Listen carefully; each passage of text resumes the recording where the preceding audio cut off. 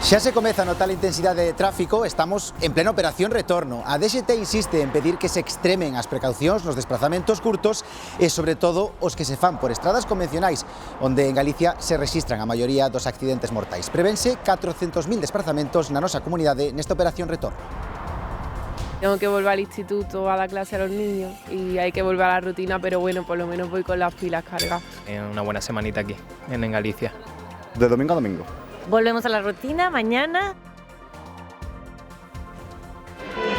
Rematan as vacacións e tamén as procesións. A do gozoso encontro pechou este domingo a Semana Santa de Ferrol, declarada de interese turístico internacional. A procesión do domingo de Pascua de Viveiro, coa saída da nova imaxe da igrexa de Santa María, foi outro dos puntos que congregaron a miles de veciños e visitantes. Con el diálogo, non con a vontade de dominar O bono coidado chega este ano a máis de 40.000 fogares galegos, unha axuda de 416 euros ao mes pro coidado das persoas dependentes no fogar e que son atendidas polos seus familiares. Son 22.000 máis que o ano pasado. E a OPEP aumenta as cotas de produción de petróleo mentre siga a guerra en Oriente Próximo. Nun comunicado indican que a partir de maio aumentarán a produción nun 200.000 barrís de cru cada día. En este telexornal percorreremos algunhas das numerosas festas que tivemos ao longo de toda esta fin de semana na nosa comunidade. Citas para dar a coñecer as nosas exquisiteces culinarias, a nosa artesanía ou as nosas tradicións, citas, por certo, que gozaron dun grande éxito, xa o están a ver, de público.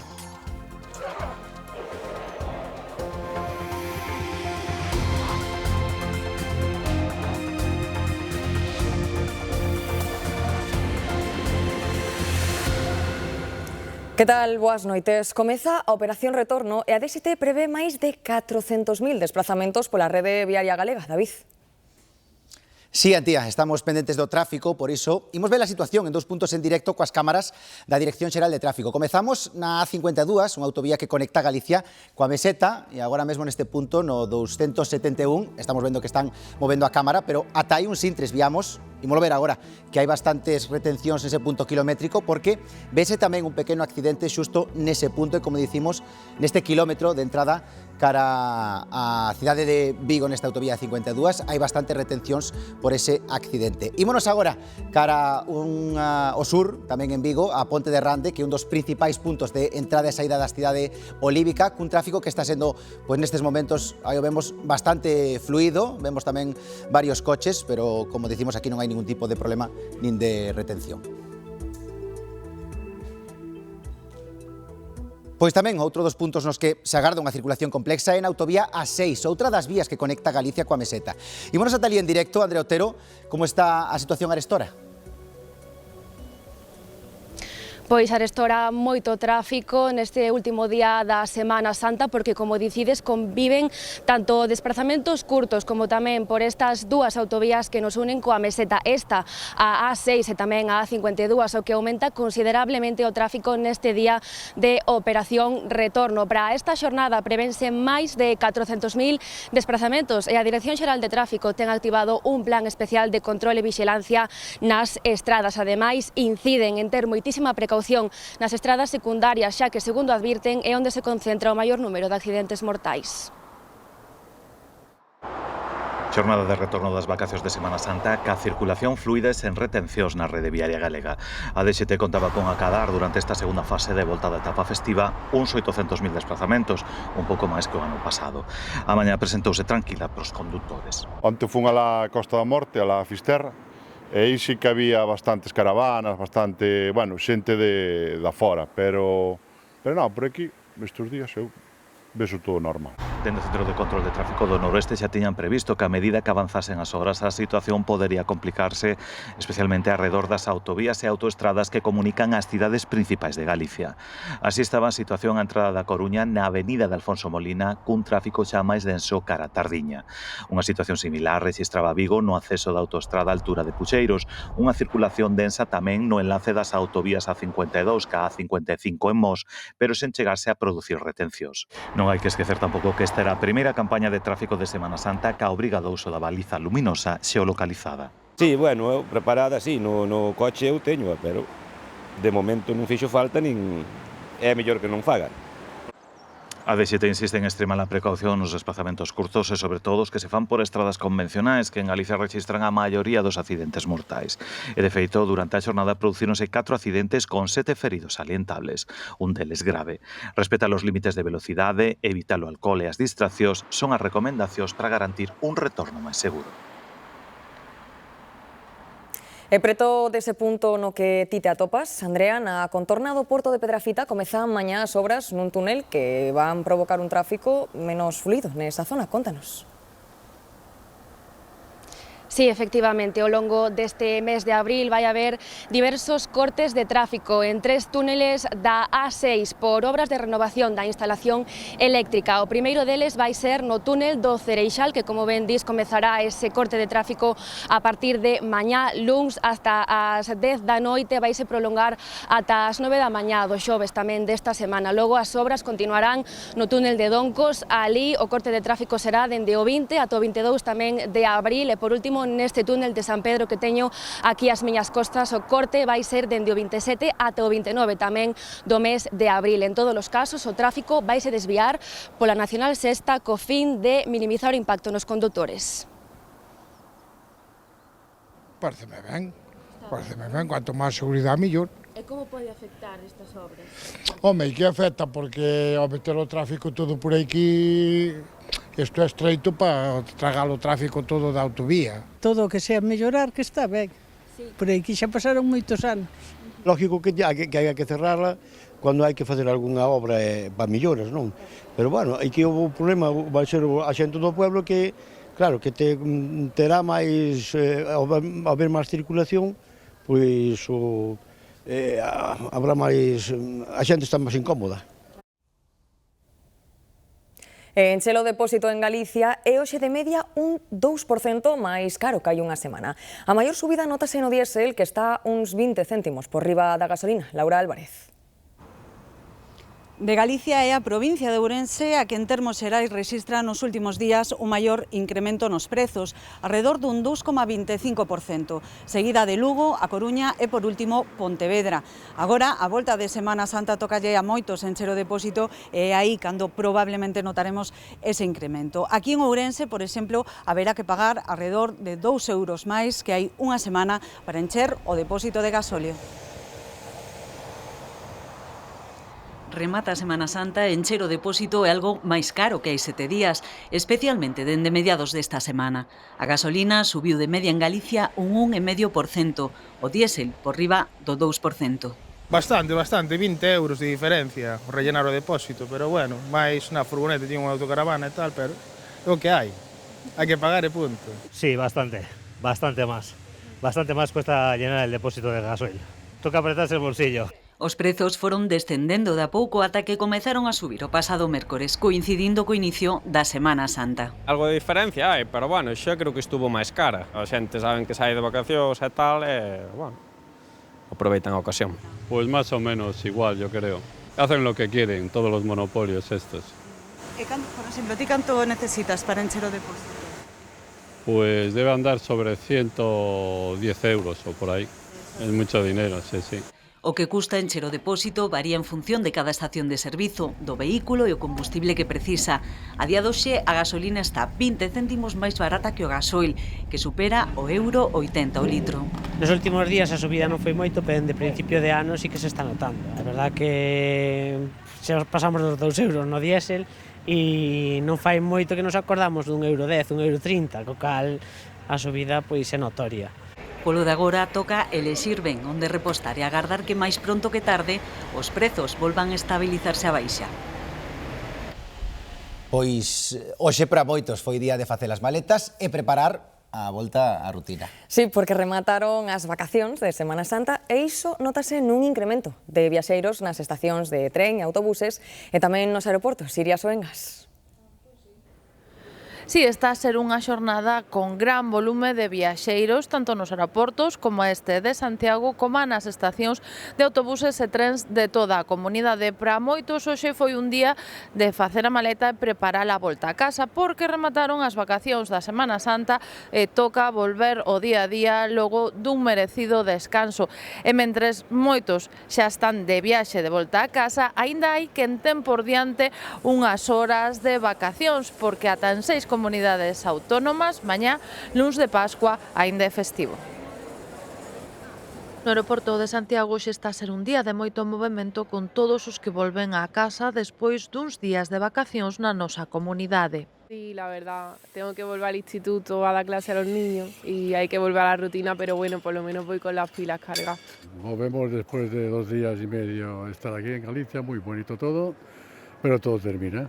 Y hay que empezar otra vez la rutina, como has dicho, que bueno, también es necesario un poquito. Volvemos a Málaga, hemos estado haciendo el camino primitivo de Santiago, desde Oviedo, y ya toca volver a la rutina, al trabajo, volver a la familia, que hace falta volver a verla y apetece mucho.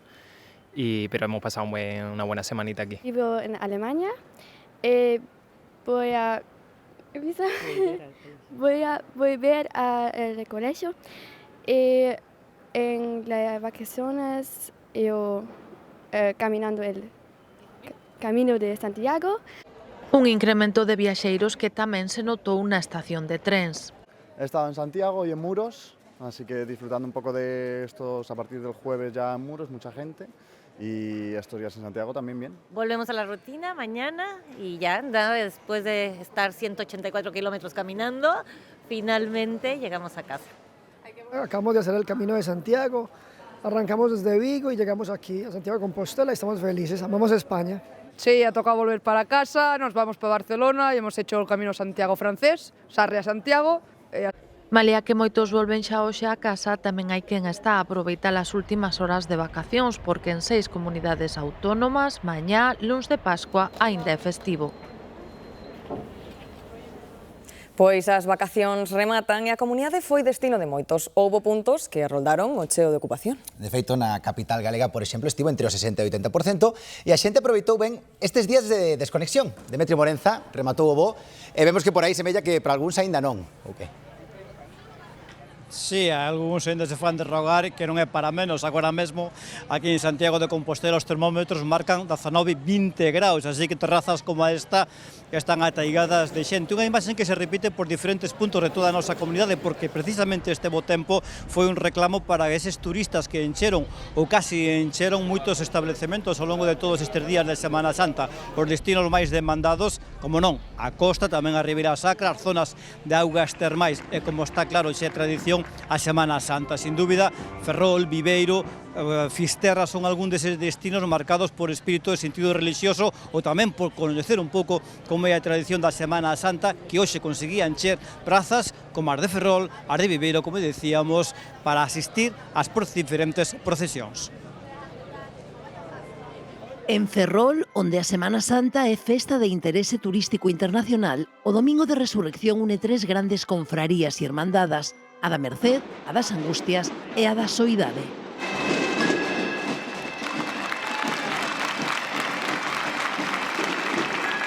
E 3 imaxes, a María Magdalena, o Xesús resucitado e a Virxe da Luz na Praza de Armas. O gozoso encontro sumouse neste 2026 outro xúbilo, o do Sol. Bueno, esto es la primera vez que lo veo en mi vida y tengo 54 años. Te llevamos 2 años sin poderlo disfrutar por la lluvia. No ha llovido toda la Semana Santa, llevo aquí toda la semana. Mucha gente. Cómo los feligreses pues, se han entregado para esta celebración es conmovedor. Mucha devoción, mucha pasión. Con mucha emoción. A procesión do encontro na Praza Maior de Viveiro estreou a imaxe da Nosa Señora da Alegría en substitución da Nosa Señora do Sagrado Corazón, moi desgastada. No encontro entre Xesús e súa nai soaba a coral polifónica Alborada. Moi emotiva, digna de visitar. Cada ano que pasa vai en aumento a cousa. Extraordinaria. Es todo un espectáculo. O Domingo de Resurrección Católico rememora a pasaxe do día en que María Magdalena descubriu o sepulcro de Xesús de Nazaret Baleiro. Magdalena foi a encargada de levar aos discípulos a nova de que Xesús resucitara. Esa pasaxe é a que teatralizan en Paradela, Meis, os veciños da aldea. Realmente, sí, teño que dicilo así, un orgullo.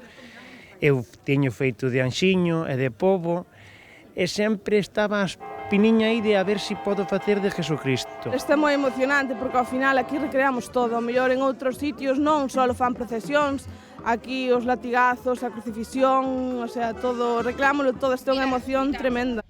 En Fisterra tamén celebran a Pascua unindo a devoción á Semana Santa co amor ao teatro e a participación veciñal. E del resto del cuerpo de Jesús. Conciliar o sono en Xunqueira faise complicado na noite do sábado longo. Precioso Semana Santa, do sábado para o domingo, e era ir buscarlle a casa dos veciños os carros, que era os instrumentos de máis valor para traballar a terra, e colocados aquí, que ao final era como se fose unha exposición, e pasar todos as persoas debaixo da fila dos carros. E así segue sendo décadas despois. Contan que o problema agora é atopar carros dabondo. Unha asociación decidiu mercalos e espallalos polas aldeas para poder recrear a tradición. Aínda así, moitos lembran a época en que case todos tiñan un carro na casa. Daquela, todo o mundo tiñamos os carros, unhas vacas e a familia para andar con eles e era o coche que había para transportar para as fincas e para arar e para todo, levar os arados, levar patatas para sembrar, como neste tempo, había que facer así. Por iso algúns mesmo permanecían en vela para evitar o asalto nocturno. Cando a xente estaba deitada é cando quitábamos os carros, e había algún que salía ca escopeta, estaba toda a noite no corredor para que non lle quitasen o carro. Vendían as berzas e nabos que roubaban para pagar a cea coa que sempre comezaba a noite. E ollo que a discreción nunca foi necesaria no sábado longo. Apretaban os carros para que cantasen, apretabanlle as cuñas, tiñan unhas cuñas e unhas treitoiras, cantaban os carros que se mataban. E de momento seguen cantando porque as lembranzas son moitas e tamén parte importante do seu patrimonio e a súa historia.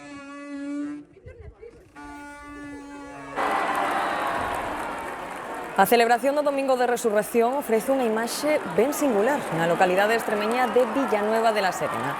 Alí celebran unha procesión na que, como ven, o paso da Virxe vai a un ritmo moi distinto ao que é habitual. Dende a saída da igrexa tardou apenas 15 segundos en atoparse coa imaxe de Cristo resucitado que agardaba no outro extremo da rúa. É unha tradición que ten a súa orixe no século XVIII.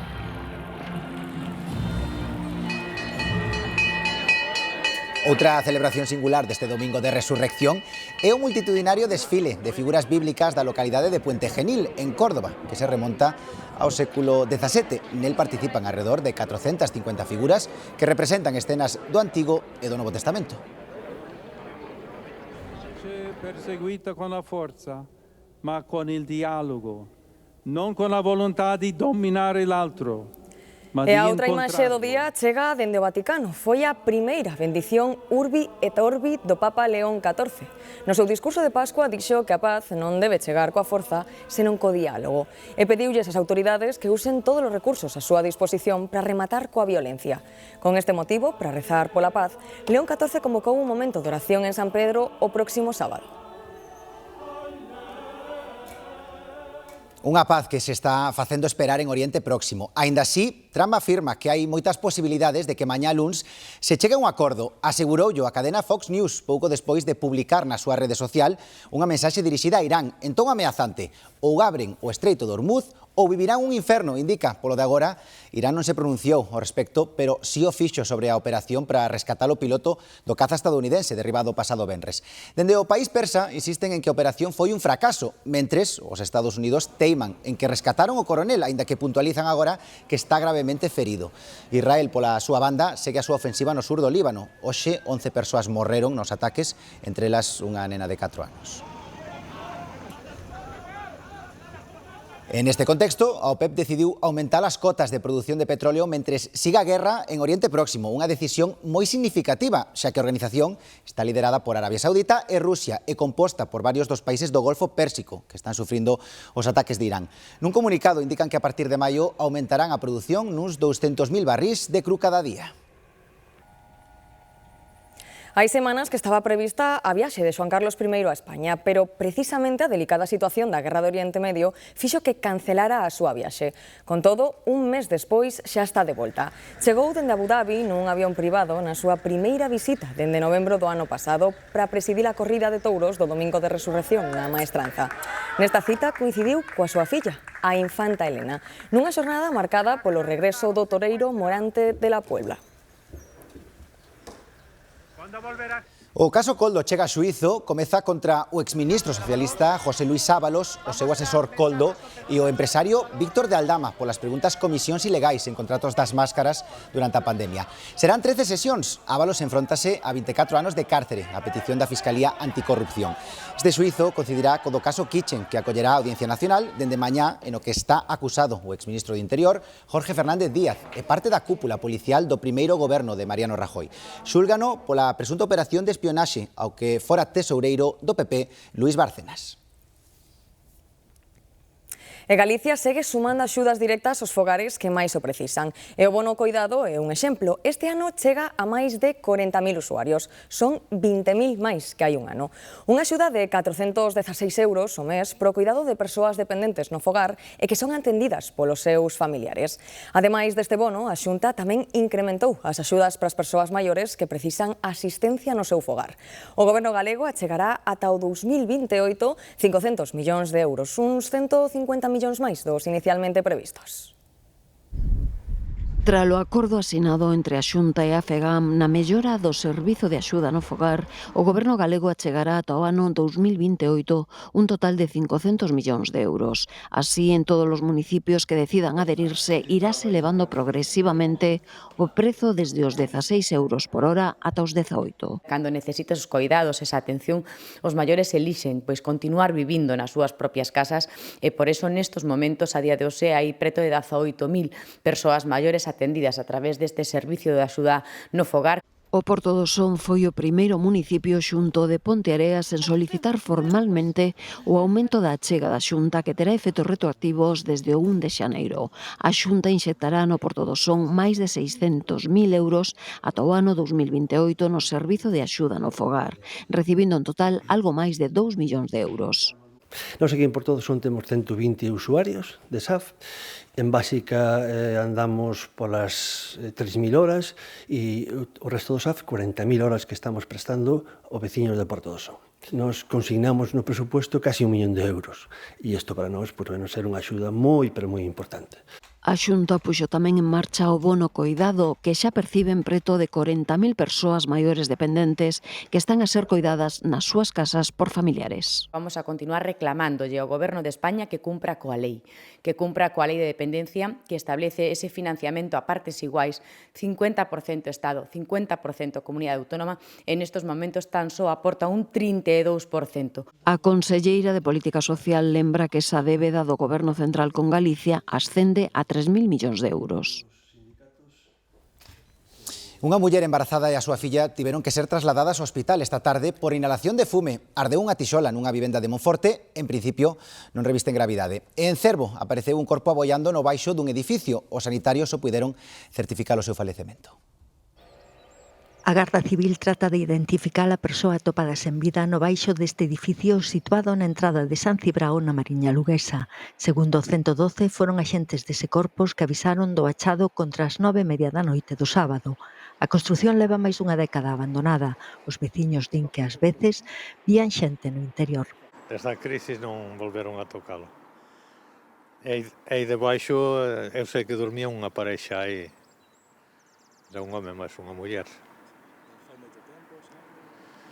Últimamente non nos vin. Es un sitio que si entras de noche puedes caer fácilmente por algún agujero. Pero no sé exactamente dónde estaba el cuerpo. Que crees ahí abajo, pero se dice que no se sabe si en el agua o dónde era.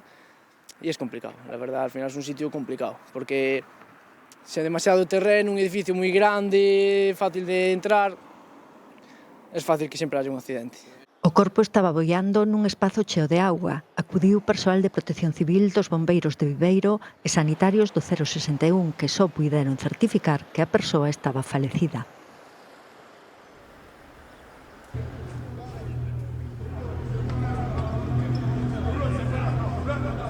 E E a paciencia da veciñanza da Rolda de Outeiro, na Coruña, está ao límite. A plena luz do día, unha nova liorta en plena rúa, xusto no cruzamento coa avenida de Fisterra, volveu semental en quedanza.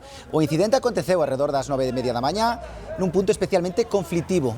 Os residentes denuncian que estas escenas se repiten cada semana e apuntan directamente a actividade de algúns locais nocturnos, o consumo de drogas e o trapicheo, como os focos dunha inseguridade que non deixa de medrar. Seguimos na Coruña. Alarma por un incendio no centro da cidade. Un fallo eléctrico nun cadro de contadores provocou un pequeno incendio que se estendeu con rapidez por todo o inmoble. Os bombeiros xa estiveran antes no edificio pola rotura dunha tubaxe de auga nun dos segundos pisos. Investigan se esa avaría foi a orixe do incendio que os obrigou a regresar apenas 2 horas despois. É probable que a humedade, que parece ser que había moita auga, baixase por algunha instalación e chegase ao cuadro de contadores de electricidade, fixese un corto e iniciase o proceso. É probable, non é descartable, pero non temos esa certeza. O que sí que comprobamos é que aquí ardiu o cuadro de contadores de forma masiva. As lapas únicamente afectaron aos contadores de auga e da electricidade situados no baixo. Foi o fume o que causou problemas. O que pasa é que unha persona abriu a porta da vivenda, entroulle o fume e, tuvemos que evacuala e despois atender a outras 2 ou 3, pois algunhas porque estaban encamadas, outras estaba con oxígeno, e, tuvemos que ir controlando que cada unha desas vivendas non tuvese problemas no interior. A muller intoxicada polo fume foi atendida polos sanitarios nunha das ambulancias desprazadas á Rúa Fontán. Os bombeiros lembran que nunha situación como esta, o máis seguro é permanecer na casa. Mentre este na súa vivenda coa porta cerrada, está aislada, e o problema principal para a supervivencia é o fume, non é o lume. O lume está nun punto calquera e máis ou menos vai se manter aí. Pero o fume avanza a toda velocidade polo edificio e o que a xente despois asfixiase con el. A intervención mantivo a rúa pechada varias horas, pero non houbo afectación no tráfico. Un ciclista de 76 anos holandés está ferido de gravidade tras ser atropelado por un coche na Guarda. O accidente ocorreu na estrada cara a Oia. O home realizaba un xiro para incorporarse á vía e o condutor non puido esquivalo. O sinistro obrigou a cortar un carril da vía durante máis dunha hora, mentre os equipos de emerxencia traballaban na zona para atender o ferido e restablecer a seguridade no tráfico.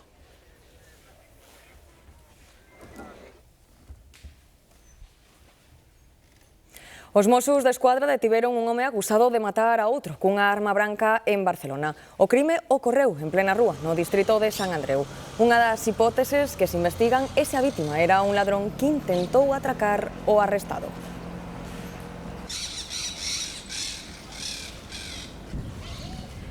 E rescate de urxencia en Mallorca para auxiliar a 2 grupos de excursionistas na Serra de Tramontana. Os bombeiros tiveron que evacuar en helicóptero a 7 persoas, entre elas unha nena que quedaron atrapados mentres percorrían o Torrent de Pareis. As dificultades do terreo impedironlles continuar a marcha. Cuidado.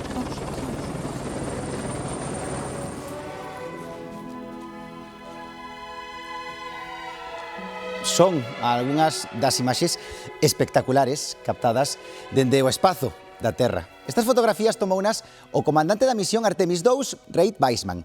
Nelas podemos ver o planeta no seu máximo esplendor. A astronauta, por exemplo, tamén da misión Cristina Koch, botando unha ollada dende a cabina como se fose unha viaxe en avión, ainda que é certo que neste caso o destino é outro satélite. A aeronave espacial Orión ten 4 ventas principais. Dende unha delas tamén podemos observar toda esa inmensidade que ten o planeta Terra. Agora mesmo xa se atopan a miles de kilómetros. Estas fotografías inéditas captúranse máis de 30 cámaras de última tecnoloxía instaladas na propia nave. Mañá, se todo vai ben, os astronautas chegarán máis lonxe que nunca na historia da humanidade antía e agardamos que non se perdan. Esperemos que non, David, e mentres uns marchan ao espazo, outros aproveitaron estas últimas horas de vacacións para perderse tamén, pero nun labirinto en Vilarmaior, en Terras de Betanzos, está un dos máis grandes. Serían capaces de sair de aquí? Dende arriba, dende abaixo, en todas direccións. Se o plan vacacional pasa por deixar atrás a rutina e perderse, en Vilarmaior, en Terras de Betanzos, está a solución, o labirinto de Breogán. Está moi ben. Hay muchos caminos y tienes y yo fui con muchos. Enorme. Os creadores da atracción decidiron xuntar a tradición celta de petróglifos da zona ca riqueza natural en forma de enrevesada e grande atracción. Sigue sendo o máis grande de España, son 6.120 metros cuadrados. Son 40 minutos de reviravoltas e camiños sinuosos onde non fallan as adiviñas, os xogos e moitas pistas ocultas para completar o reto. Mi madre y yo estuvimos buscando las placas por todo el país. Busqué un sitio donde él pudiera salir de los videojuegos y entonces aquí es como un ambiente natural y es la ilusión de buscar las preguntas, encontrar los números, las salidas y eso les motiva un montón. Con entrada gratuita para os menores de 6 anos e a súa quinta tempada de apertura, o labirinto preséntase como unha oferta lúdica diferente. La verdad que para pasar el día con los niños así en familia... O objetivo final era non perdernos. Ves o rural, ves a desconectar, a xente non se pon co móvil, olvídeste un pouco do tema das pantallas. Un lugar de lecer verde onde non se pode perderse.